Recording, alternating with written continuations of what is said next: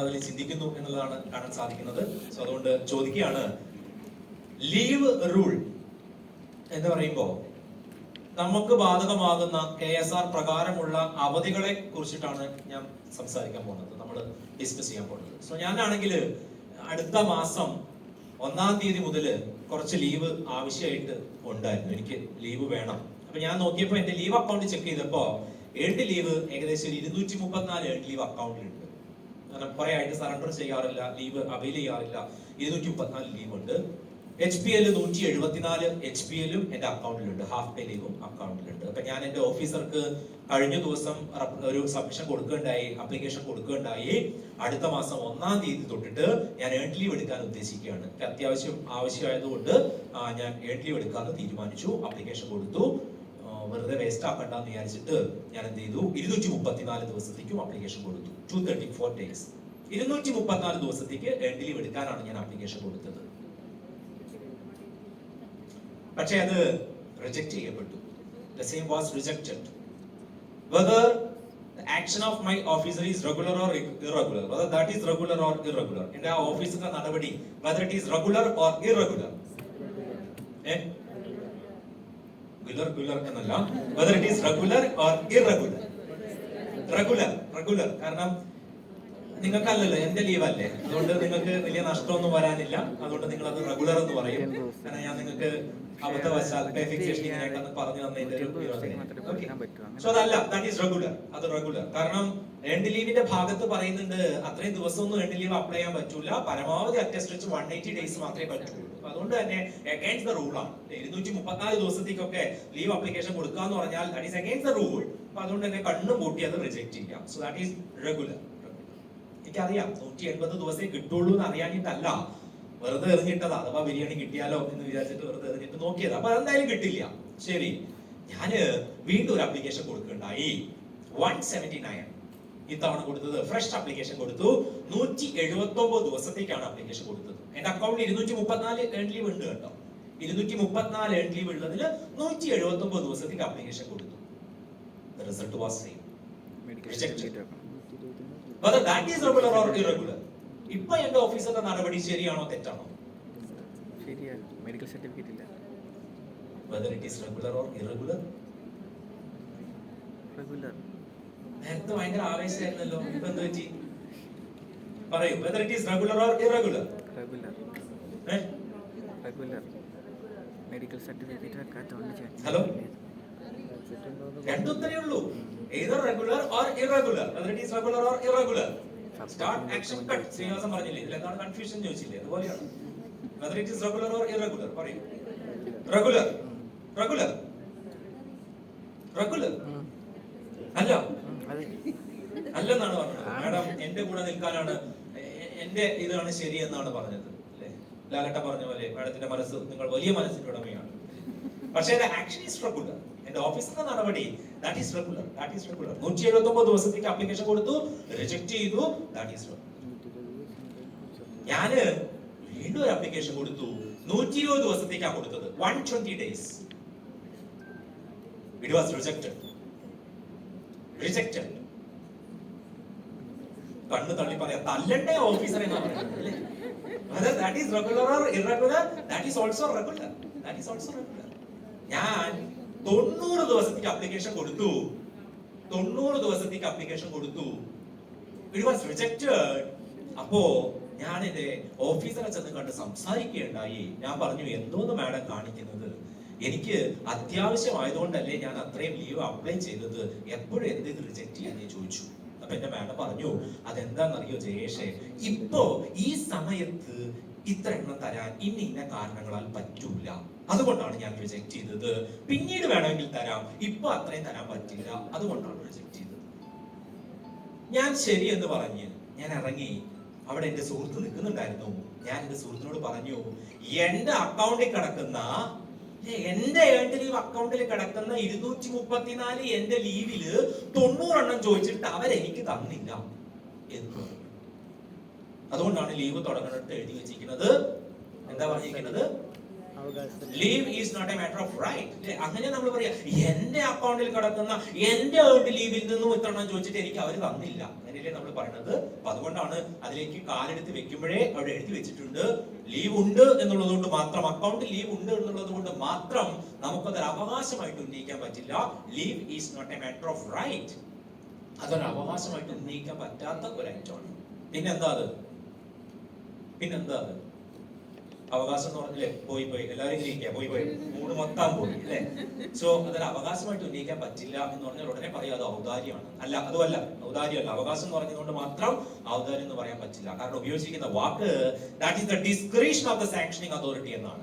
Decision of the sanctioning authority എന്ന് പറഞ്ഞിരുന്നെങ്കിൽ അത് ഔദാര്യം എന്ന് വന്നേനെ.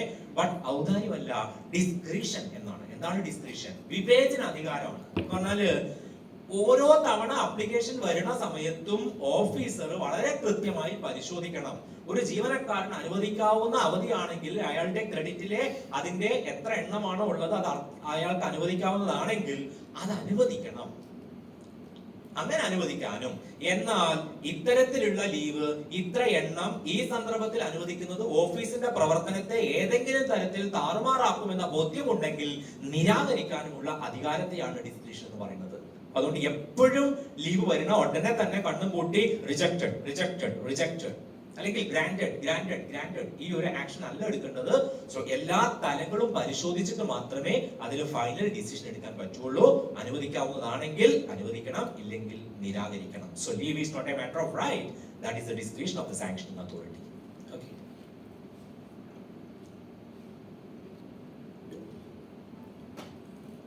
ഏതൊക്കെയാ ഡിഫറെന്റ് ടൈപ്സ് ഓഫ് ലീവ്? വിവിധ തരത്തിലുള്ള ലീവ് ഏതൊക്കെയാ പറയോ? Earned leave, half pay leave, computed leave, LWA, maternity leave, casual leave, special casual leave, compensation off ഡ്യൂട്ടിയോ, പിന്നെ അതൊരു ഡ്യൂട്ടി എവിടുന്നോ എന്തോ പെറുക്കിയെടുത്ത് കൊണ്ടുവരുന്നുണ്ട്. Leave not due. Okay, so ഇങ്ങനെ ഡിഫറെന്റ് ടൈപ്സ് ഓഫ് ലീവ് ഉണ്ട് അല്ലെ. ശരി, അതില് പറഞ്ഞ കൂട്ടത്തില് ബാക്കിയെല്ലാം അംഗീകരിക്കാം, ഒന്ന് മാത്രം അംഗീകരിക്കാൻ പറ്റില്ല. ആ മേലിൽ അത് പറയരുത് അല്ലെ. ഏതൊക്കെയാണ് ലീവ് എന്ന് ചോദിച്ചാൽ ഒരു കാരണവശാലും പറയാൻ പാടില്ലാത്ത ഐറ്റമാണ് casual leave. Casual leave is not a leave proper. Casual leave അല്ല. Casual leave is treated as duty for all service benefits. എല്ലാ സർവീസ് ആനുകൂല്യങ്ങൾക്കും ഡ്യൂട്ടി ആയിട്ട് കണക്കാക്കുന്ന ഒരു ഐറ്റമാണ് casual leave. So casual leave is not a leave proper. വലിയൊരു leave എന്നുള്ള പേര് വെച്ച് നമ്മളെ പറ്റിക്കുന്ന ആളാണ് casual leave. That is duty for all service benefits. എല്ലാ സർവീസ് ആനുകൂല്യങ്ങൾക്കും ഡ്യൂട്ടി ആയിട്ട് കണക്കാക്കുന്നതാണ് casual leave is not a leave proper. അപ്പൊ നമുക്ക് casual leave, special casual leaves, different types of special casual leaves ഉണ്ട്. Special casual leaves, C of, compensatory off, compensation leave അഥവാ compensatory off, ഇത് മൂന്നും തൽക്കാലം മാറ്റി വെക്കാം. സോ അവിടെ ഇരിക്കട്ടെ.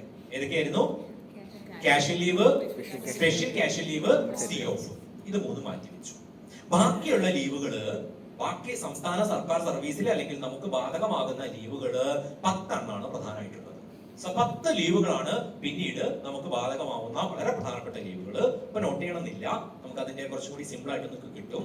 സോ 10 ലീവാണുള്ളത്. അപ്പൊ നമുക്ക് ഡിസ്കസ് ചെയ്യാനുള്ളത് ഈ 10 എണ്ണമാണ് ആദ്യം പറയാനുള്ളത്. ഈ 10 എണ്ണത്തിനെ തന്നെ രണ്ടായിട്ട് തിരിച്ചിട്ടുണ്ട്. സോ 2 ഡിഫറെന്റ് കാറ്റഗറി ആയിട്ട് തിരിച്ചിട്ടുണ്ട്. ഈ ഭാഗത്ത് ഒരു 5 ലീവ്, ഈ ഭാഗത്ത് ഒരു 5 എണ്ണം, അങ്ങനെ 5 ലീവുകളായിട്ട് തിരിച്ചിട്ടുണ്ട്. സോ ഈ ഭാഗത്ത് വരുന്ന 5 ലീവുകളെ വിളിക്കുന്ന പേരാണ് ഓർഡിനറി അല്ലെങ്കിൽ റെഗുലർ ലീവ് എന്നാണ് വിളിക്കുക. ഓർഡിനറി ലീവ് എന്ന് പറയുന്ന ഒരു വിഭാഗം ഓർഡിനറി ലീവ്. ഇപ്പുറത്തുള്ളത് സ്പെഷ്യൽ ലീവ് എന്നറിയപ്പെടുന്ന മറ്റൊരു വിഭാഗം. So leaves R classified into 2 category, ordinary leaves and special leaves. ഇനി എന്താണ് ഇങ്ങനെ തരം തിരിക്കാനുള്ള ബേസ് എന്ന് ചോദിച്ചാല്, ഓർഡിനറി ലീവ്സ് നമുക്ക് എല്ലാവർക്കും ഒരുപോലെ ബാധകമാവുന്നതാണ്. ഓർഡിനറി ലീവ്സ് നമുക്ക് എല്ലാവർക്കും ഒരുപോലെ ബാധകമാവുന്ന ലീവാണ് ഓർഡിനറി ലീവ്സ് എന്ന് പറയുന്നത്. നമ്മുടെ ലീവ് അക്കൗണ്ടിലേക്ക് ക്രെഡിറ്റ് ചെയ്യുന്ന, ലീവ് അക്കൗണ്ടിൽ നിന്നും ഡെബിറ്റ് ചെയ്യുന്ന ലീവുകളാണ് ഓർഡിനറി ലീവ്സ്. സോ ലീവ് അക്കൗണ്ടിൽ ക്രെഡിറ്റ് ചെയ്ത് ഡെബിറ്റ് ചെയ്യുന്ന ലീവുകളാണ് ഓർഡിനറി ലീവ്സ് എന്നറിയപ്പെടുന്ന ലീവുകൾ. സോ ഓർഡിനറി ലീവ്സ് വരുന്ന 5 ലീവുകൾ, 1 is earned leave EL, half pay leave HPL, commuted leave CML, leave not due LND, and leave without allowances LWA. ഈ അഞ്ചെണ്ണമാണ് ordinary leaves എന്നറിയപ്പെടുന്ന ലീവിൽ ഉൾപ്പെടുന്നത്. So എന്താണ് ordinary ലീവിന്റെ പ്രത്യേകത? നമുക്ക് എല്ലാവർക്കും ഒരുപോലെ ബാധകമാവുന്ന ലീവാണ്. നമ്മുടെ ലീവ് അക്കൗണ്ടിൽ ക്രെഡിറ്റ് ചെയ്ത് ലീവ് അക്കൗണ്ടിൽ നിന്നും ഡെബിറ്റ് ചെയ്യുന്ന ലീവ്സ് ആണ് ഈ പറഞ്ഞ ഓർഡിനറി ലീവ്സ് ആയിട്ടുള്ള earned leave, half pay leave, commuted leave, leave not due and leave without allowances. Special leaves എന്ന് പറഞ്ഞു കഴിഞ്ഞാല് നമുക്ക് എല്ലാവർക്കും ഒരുപോലെ ബാധകമല്ല. ചില പ്രത്യേക വിഭാഗം ആളുകൾക്ക് ചില പ്രത്യേക സാഹചര്യത്തിൽ പ്രത്യേകമായിട്ട് അനുവദിച്ചു കൊടുക്കുന്നതാണ് പ്രത്യേക അവധി അഥവാ സ്പെഷ്യൽ ലീവ്. ആ ഒരു സാഹചര്യത്തിന് വേണ്ടിയിട്ട് കൊടുക്കുന്നതാണ്. അത് നമ്മുടെ ലീവ് അക്കൗണ്ടിൽ ക്രെഡിറ്റ് ചെയ്ത് ഡെബിറ്റ് ചെയ്യുന്നതല്ല. അക്കൗണ്ടിൽ വന്നിട്ട് ക്രെഡിറ്റ് ചെയ്ത് വെച്ചിട്ട് ഡെബിറ്റ് ചെയ്യുന്നതല്ല. ഒരു പ്രത്യേക സിറ്റുവേഷൻ വരുമ്പോ ആ സിറ്റുവേഷന് വേണ്ടിയിട്ട് പ്രത്യേകമായിട്ട് അനുവദിക്കുന്നതാണ് സ്പെഷ്യൽ ലീവ്സ്. ഉദാഹരണത്തിന് special disability leave, hospital leave, maternity leave, paternity leave, study leave. ഈ അഞ്ചെണ്ണത്തിനെയാണ് നമ്മൾ സ്പെഷ്യൽ ലീവിൽ ഉൾപ്പെടുത്തിയിരിക്കുന്നത്.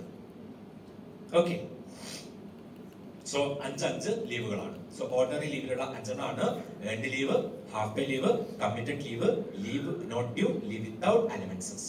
സോ ഇപ്പുറത്തുള്ളത് special disability leave, hospital leave, maternity leave, paternity leave and study leave. So ഈ ലീവുകള് നമ്മുടെ അക്കൗണ്ടിൽ ക്രെഡിറ്റ് ചെയ്ത് ഡെബിറ്റ് ചെയ്യുന്ന ലീവ് അല്ല. എല്ലാവർക്കും ഒരുപോലെ ബാധകമാവുന്നതാണോ? അല്ല അല്ലെ? അക്കൗണ്ടിൽ ക്രെഡിറ്റ് ചെയ്തിട്ടാണോ ഡെബിറ്റ് ചെയ്യുന്നത്? അല്ലല്ലോ. ആണോ? അല്ല. അതാ പ്രത്യേക സാഹചര്യം വരുമ്പോ അപ്പോഴ് അനുവദിക്കുന്നതാണ് ആ പറയുന്ന ലീവുകൾ. ഓക്കെ, സോ ഇങ്ങനെയാണ് ലീവുകളെ ക്ലാസിഫൈ ചെയ്തിട്ടുള്ളത്. So ordinary leaves and special leaves.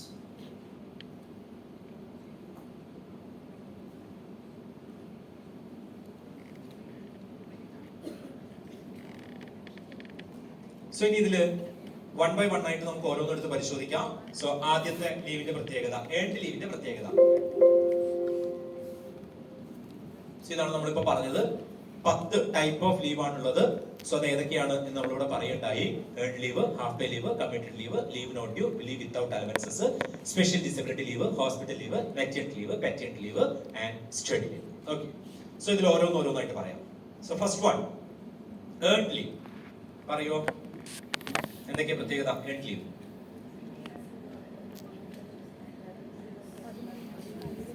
പതിനൊന്നിൽ ഒന്ന്, ഫസ്റ്റ് ഇയറിൽ 22-ൽ 1, 3 വർഷം കഴിഞ്ഞ 3 വർഷം കഴിഞ്ഞ ഫസ്റ്റ് ഇയറിൻ്റെത് 11-ൽ മാറും. റീകാസ്റ്റ് ചെയ്യും എന്ന് പറഞ്ഞാല് 11-ൽ മാറും. എണ്ണാൻ പറ്റും അല്ലെ? ഓക്കെ, അപ്പൊ 3 വർഷം കഴിഞ്ഞ അവിടെ എന്താ സംഭവം നടക്കുന്നുണ്ട്. ഓക്കെ, പിന്നെ സറണ്ടർ ചെയ്യാം. 300 ക്രെഡിറ്റിൽ വെക്കാം. ടെർമിനൽ സറണ്ടർ ചെയ്യാം. Maximum 300 at a time. 180 medical certificate. Okay, so നമുക്ക് ഇനി ഇതിനെ ഒന്ന് സ്ട്രക്ചർ ചെയ്തെടുക്കാം. സോ ഫസ്റ്റ് പോയിന്റ്, ഡ്യൂട്ടി പീരീഡിലാണ് ഏർഡ് ലീവ് ഏൺ ചെയ്യുക. അതാണ് ആദ്യത്തെ പോയിന്റ്. ഡ്യൂട്ടി പീരീഡ് മാത്രമേ ഏർഡ് ലീവിന് പരിഗണിക്കുകയുള്ളൂ.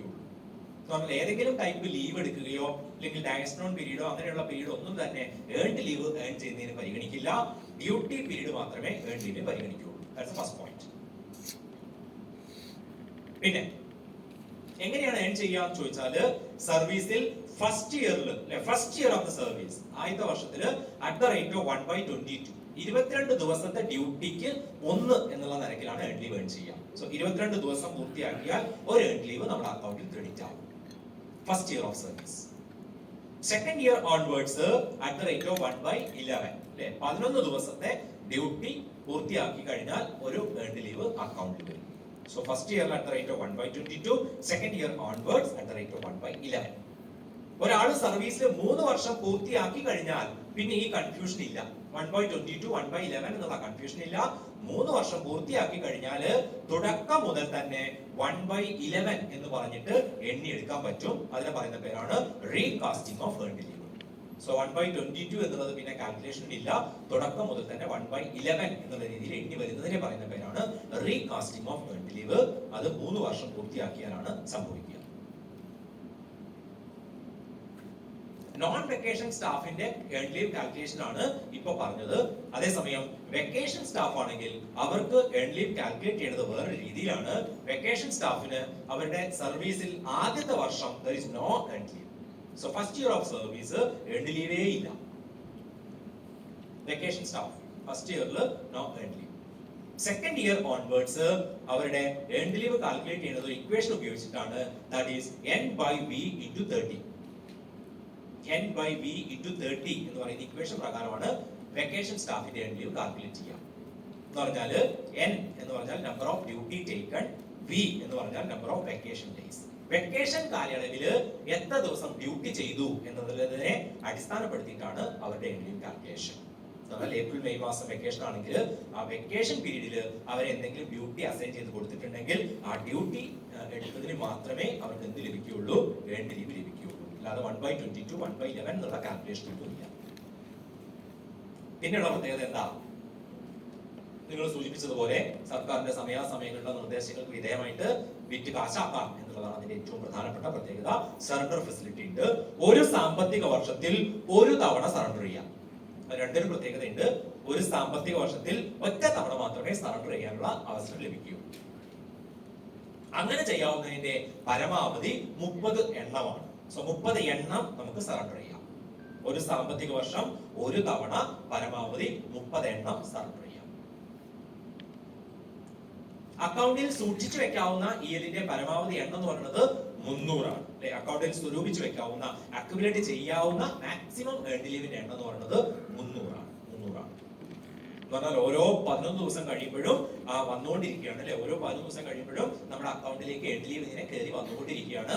അങ്ങനെ വന്ന് എത്രയാവും? 300 ആവും. 300 ആയി കഴിഞ്ഞ് അടുത്ത 11 ദിവസം ആവുമ്പോഴേക്ക് സംഭവിക്കും 301 വരണമായിരുന്നു, പക്ഷെ 300 തന്നെ നിൽക്കുകയാണ് ചെയ്യുക. അപ്പൊ അങ്ങനെ വീണ്ടും അതിലേക്ക് വരണമെന്നുണ്ടെങ്കിൽ നമ്മൾ എന്ത് ചെയ്യണം? ഒന്നുകിൽ സറണ്ടർ ചെയ്യുക അല്ലെങ്കിൽ അവൈൽ ചെയ്യുക. സറണ്ടർ ഫെസിലിറ്റി ഇല്ലാത്ത സന്ദർഭത്തിൽ ലീവായിട്ട് എടുക്കുക. അങ്ങനെ ലീവായിട്ട് എടുക്കുകയാണെന്നുണ്ടെങ്കിൽ ഒരു തവണ അല്ലെ അറ്റ സ്ട്രെച്ചിൽ എത്ര വരെ എടുക്കാം? 180. So maximum number of EL that can be availed at A stretch 180. Maximum number of EL that can be availed at A stretch 180. 180 എണ്ണാണ് നമുക്ക് അവൈൽ ചെയ്യാൻ പറ്റുന്നത്. ക്രെഡിറ്റിൽ സൂക്ഷിച്ചു വെക്കാവുന്നതിന്റെ എണ്ണം എത്രയാ? 300. അറ്റ് എ സ്ട്രെച്ച് അവൈൽ ചെയ്യാൻ പറ്റുന്നത് 180 ആണ്. എന്നാൽ ഞാൻ റിട്ടയർ ചെയ്യാൻ പോകുന്ന ആളാണെങ്കിൽ എനിക്ക് എന്റെ അക്കൗണ്ടിലുള്ള 300 എണ്ണവും ഒരുമിച്ച് സറണ്ടർ ചെയ്യാം. സോ അതിനെ പറയുന്ന പേരാണ് ടെർമിനൽ സറണ്ടർ, അന്തിമ സറണ്ടർ അഥവാ ടെർമിനൽ സറണ്ടർ ആയിട്ട് ചെയ്യാവുന്ന ഇയലിന്റെ എണ്ണം 300 ആണ്. അല്ലാത്ത സമയത്ത് 30 എണ്ണേ പറ്റുള്ളൂ. നോർമലി നമുക്ക് ഒരു വർഷം 30 എണ്ണേ പറ്റുള്ളൂ. എന്നാൽ ടെർമിനൽ സറണ്ടർ എന്നുള്ള രീതിയിൽ 300 എണ്ണവും ഒരുമിച്ച് സറണ്ടർ ചെയ്യാം. അതേസമയം ഞാൻ സറണ്ടർ ചെയ്യാൻ ഉദ്ദേശിക്കുന്നില്ല, റിട്ടയർ ചെയ്യാൻ പോകുന്ന ഞാൻ സറണ്ടർ ചെയ്യാൻ ഉദ്ദേശിക്കുന്നില്ല, പകരം റിട്ടയർമെന്റിന് മുൻപ് കുറച്ച് ദിവസം ലീവ് എടുത്തു റിലാക്സ് ചെയ്യാന്നാണ് ഉദ്ദേശിക്കുന്നത്. അങ്ങനെയാണെങ്കിൽ നമുക്ക് നോർമലി അറ്റ് എ സ്ട്രെച്ചിൽ എത്ര ദിവസം വരെ ലീവ് എടുക്കാം? 180 ഡേയ്സ് വരെയാണ് അത്ര എടുക്കാൻ പറ്റുള്ളൂ. എന്നാൽ റിട്ടയർ ചെയ്യാൻ പോകുന്ന ആള് ആ റിട്ടയർമെന്റ് ഡേറ്റ് ഉൾപ്പെടെ ചേർത്തിട്ട് അയാളുടെ അക്കൗണ്ടിലുള്ള 300 ലീവ് ആയിട്ട് എടുക്കാൻ പറ്റും. അങ്ങനെ എടുക്കുന്ന ലീവിനെ വിളിക്കുന്ന പേരാണ് leave preparatory to retirement LPR.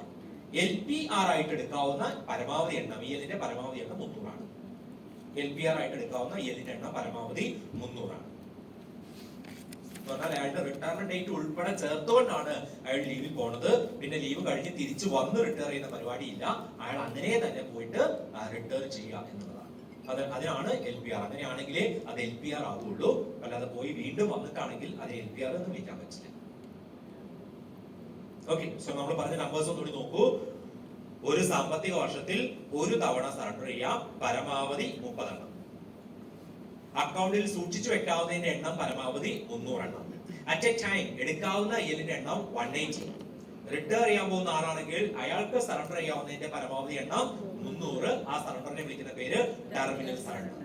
Retire ചെയ്യാൻ പോകുന്ന ആൾക്ക് അവൈൽ ചെയ്യാവുന്ന ഏൺ ലീവിന്റെ എണ്ണം എന്ന് പറയുന്നത് 300 ആണ്. സോ ഏത് രീതിയിൽ അവൈൽ ചെയ്യുകയാണെങ്കിൽ LPR leave preparatory to retirement എന്നുള്ള രീതിയിൽ അവൈൽ ചെയ്യാൻ പറ്റുന്നത് 300 ആണ്. സോ 1 30 180 300 300 300. സോ അക്കൗണ്ടിൽ പരമാവധി 300 വരുള്ളൂ. അക്യുമുലേറ്റ് ചെയ്ത് വെക്കാവുന്നതിന്റെ പരമാവധി 300 ആണ്. 300 കഴിഞ്ഞ് പോയി കഴിഞ്ഞാൽ പിന്നെ അത്രയും വരുന്നതെല്ലാം ലാപ്സ് ആയി പോകും, നമുക്ക് കിട്ടൂല, അക്കൗണ്ടിലേക്ക് വരില്ല. അതുകൊണ്ട് അക്കൗണ്ട് ജസ്റ്റ് ചെക്ക് ചെയ്യുക ഇടയ്ക്ക്, അതിനുശേഷം എത്ര ആയിട്ടുണ്ട് നോക്കുക, ഒന്നുകിൽ അവൈൽ ചെയ്യുക, ഇല്ലെങ്കിൽ സറണ്ടർ ചെയ്യുക. നമ്മൾ ഈ കുടത്തിൽ വെള്ളം നിറയ്ക്കുന്നത് പോലെയാണ്. 300 ആയി കഴിഞ്ഞാൽ കുടം നിറഞ്ഞു കഴിഞ്ഞു, പിന്നെ അതിലേക്ക് വെള്ളം ഒഴിച്ചു കഴിഞ്ഞാൽ പുറത്തൂടെ ഒഴുകി പോവുകയുള്ളൂ. കുടത്തിലേക്ക് വീണ്ടും വെള്ളം ഒഴിക്കണമെങ്കിൽ ആ കുടത്തിലുള്ള വെള്ളത്തിൽ കുറച്ചെടുത്ത് മാറ്റണം. അതിനുള്ള സംവിധാനമാണ് ഏതർ സറണ്ടർ ചെയ്യുക അല്ലെങ്കിൽ അവൈൽ ചെയ്യുക. ശരി, അപ്പൊ ഞാൻ അടുത്തൊരു മാസം ഞാൻ ലീവ് എടുക്കുകയാണ്. ഞാൻ ഏൺ ലീവാണ് എടുക്കുന്നത്. അടുത്തൊരു മാസം ഞാൻ ഏൺ ലീവാണ് എടുക്കുന്നത്. ഞാൻ ഡ്യൂട്ടിയിൽ ഇരിക്കുമ്പോൾ എനിക്ക് കിട്ടുന്നതിനെയാണ്, അല്ലെങ്കിൽ നമുക്ക് കിട്ടുന്നതിനെയാണ് സാലറി എന്ന് പറയാം. ലീവിൽ ഇരിക്കുമ്പോൾ നമുക്ക് കിട്ടുന്നതിനെ പറയുന്ന പേര് അവധി വേതനം അഥവാ ലീവ് സാലറി എന്നാണ്. Leave salary. അപ്പൊ ഞാൻ അടുത്തൊരു മാസം ഏൺ ലീവ് ആണെങ്കിൽ എനിക്ക് സാലറി കിട്ടില്ല, എനിക്ക് ഏൺ ലീവ് സാലറി കിട്ടുള്ളൂ. സോ എന്താണ് അതിന്റെ പ്രത്യേകത? So earn leave salary is equal to എന്ത് കുറവ് സംഭവിക്കും?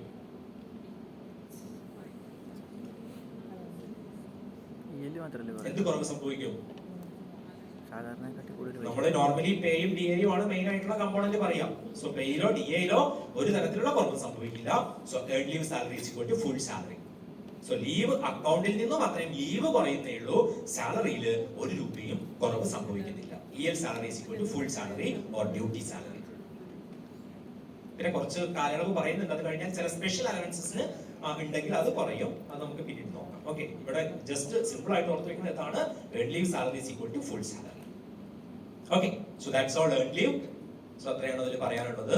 പിന്നെ നമ്മൾ ഏൺ ലീവ് എടുക്കുമ്പോൾ അല്ലെങ്കിൽ ഏത് ടൈപ്പ് ഓഫ് ലീവ് എടുത്താലും ശരി, അപ്പൊ ആദ്യം നമ്മള് കലണ്ടർ ഉണ്ടെങ്കിൽ കുറച്ചുകൂടി ഇതിൽ പറയായിരുന്നു.